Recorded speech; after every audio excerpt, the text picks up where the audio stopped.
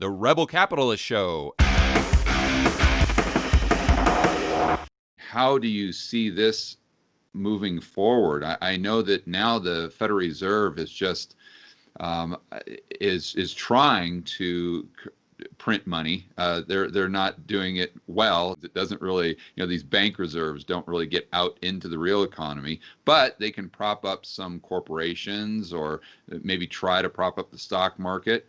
But it really leaves out Main Street. When you look at all the Fed's balance sheet going from, call it 4 trillion up to 7 trillion in the matter of a month. While yes, we've had a stimulus package for Main Street, but that just means that some small businesses have been able to borrow a couple bucks that they've got to pay back, and it really puts them into a compromising position with their staff and what to do there. And then the normal average Joe and Jane has maybe gotten $1,200 a month for a couple months, something like that. So there's just this wild discrepancy. And moving forward, do you think that discrepancy is going to get worse because of the central banks, or how do you see it? Well, if that was it, if March was it, that little downturn, stock markets are up, if it's all over, George, if the corona thing is done, then I guess it's not going to get better. I guess we're just going to go back to the way it is, and we're going to continue along in kind of this zombified global economy until we hit a crisis. That's what we need. We need something to get people asking questions and to say, no, we're not going to do it the way we've been doing it for the last 12 years. And so are we going to continue that way?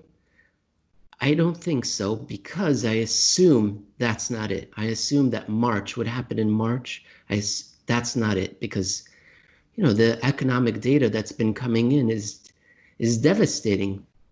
And it would be just so hard to believe that the global economy is a light switch as opposed to some sort of complex system, right? That you can't just turn back on. It's got to come back to life. It's got to grow like a plant. You can't just cut it off and then, well, turn it back on. That's not how it works. So I assume we'll have more upheaval. I suppose a second wave of economic contagion, of corporate defaults, and that may then spill over into sovereign debt defaults. You've heard about the IMF trying to extend or receiving lots of phone calls from about 80 to 100 countries asking for forbearance or loans. And that's what we've seen in past globalization cycles. I don't know if you've had Michael Pettis on your show, or you've read any of his work. He's great. He's great with the idea of looking back at the long span of time and the cycles of globalization, because that's what globalization is. It's an economic cycle, and it comes and it goes. And there have been 7, if you count this one, since 1800. And what brings them all to the fore and then back to the background is a surge of money from the advanced economy money centers. And then one day, as Pettis recounts in his book, The Volatility Machine, one day somebody says, that loan that we extended to that country, that's not a real country. Yeah, that was from the 1800s. People were making loans to a country that didn't exist because of the mania, right? So they had no idea. And just like a few years ago, the mortgage-backed securities, it was overwrought, and it pulls back. Then the money starts coming out of the emerging markets. Right. They start defaulting. Then that rebounds back into the advanced economies, wiping out banks, setting off defaults, asset price deflation. And then globalization disappears for a decade or more, and the economies rebuild on top of that.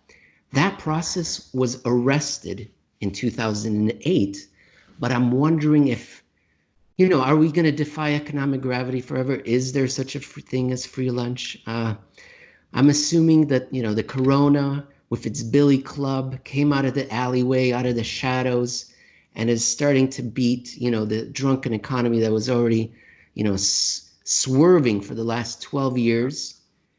And that should set off kind of a cleansing cycle. That's what I assume. And if that happens, there's going to be a lot of upheaval, and then government will get more fully involved.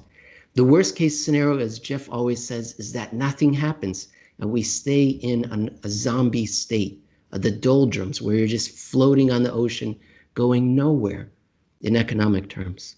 Yeah, and I think a really interesting point you guys made in your last show was about the difference. If I'm someone that's listening to this saying, okay, well, how do I figure out what's going to happen next for my own financial situation? You guys made a point that you got to look at the bond market. That you have to pay attention to the bond market and just completely ignore the equities market. Can you elaborate on that a little bit?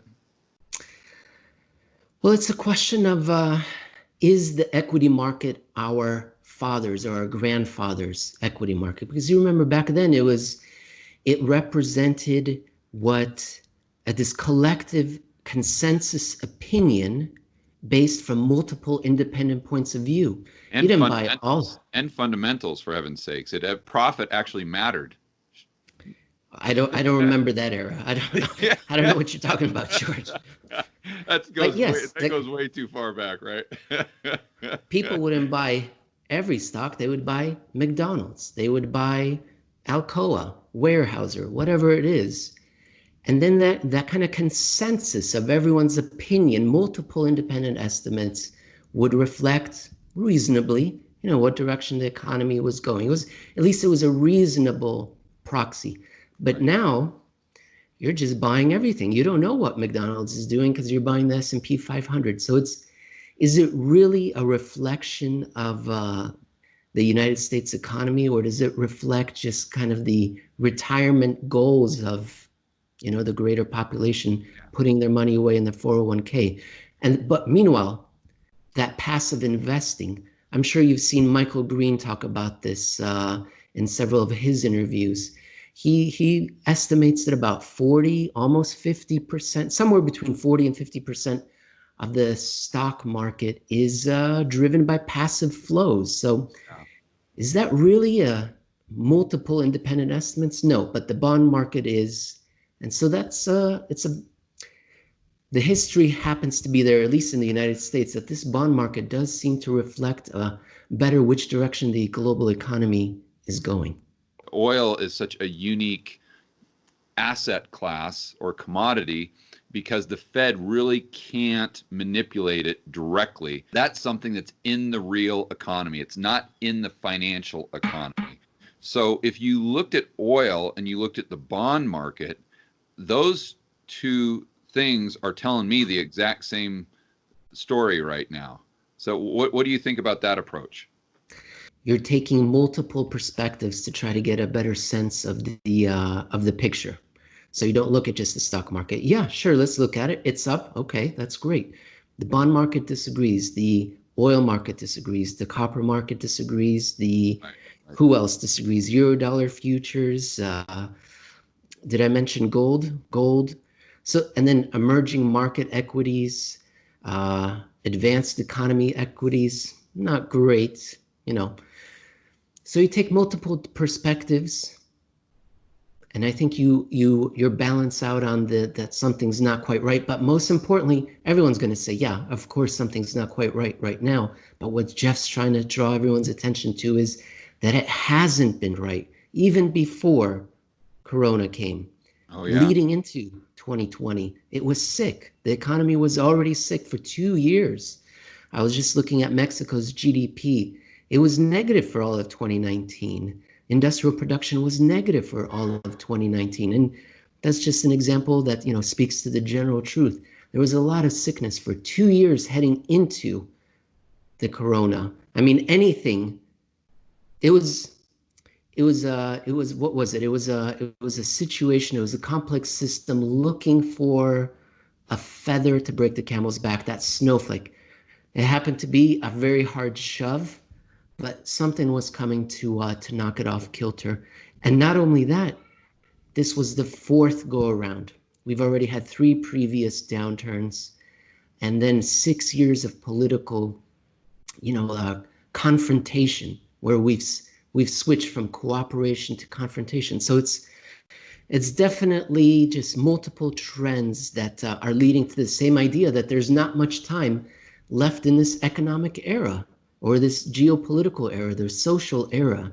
We're coming to the end of it, and I don't blame businesses or individuals for trying to get as much as they can out of this era.